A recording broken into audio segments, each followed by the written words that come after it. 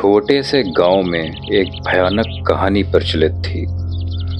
गांव के किनारे एक पुराना जर्जर घर था, जहां कहा जाता था कि शैतान का निवास है।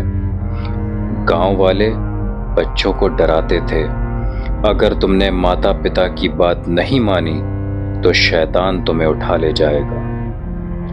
राहुल गांव का एक निडर और विद्रोही लड़का हमेशा उन कहानियों को बकवास मानता था।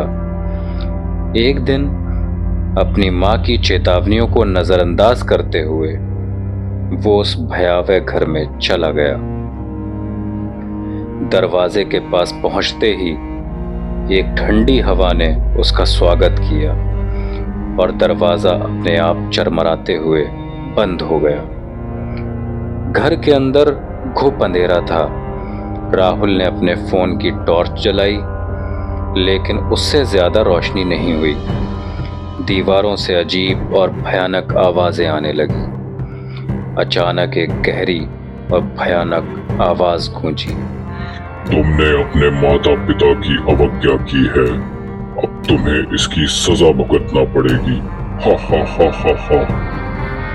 धुएं के बीच से एक भयानक आकृति उभरी। लाल जलती आंखों और लंबे नुकीली नाखूनों वाला शैतान सामने खड़ा था। राहुल ने भागने की कोशिश की, लेकिन शैतान की अदृश्य जंजीरों ने उसे जकड़ लिया। शैतान का प्रकोप भयानक था और राहुल की चीखें घर के हर कोने में गूंज उठी। गांव वाले राहुल को खोजने में जुट गए, लेकिन वो कहीं नहीं मिला। उसके माता पिता का रो रो कर बुरा हाल था। गांव वालों ने फिर से बच्चों को चेतावनी दी, अगर तुमने हमारे कहे अनुसार नहीं किया तो शैतान तुम्हें भी उठा ले जाएगा। गांव के एक और निडर लड़के रोहन ने भी चेतावनियों को नजरअंदाज किया। उसने भी उसी घर में प्रवेश किया। भीतर जाते ही उसे ऐसा लगा मानो किसी ने उसकी आत्मा को जकड़ लिया हो। शैतान उसके सामने प्रकट हुआ और फिर वही भयानक प्रकोप।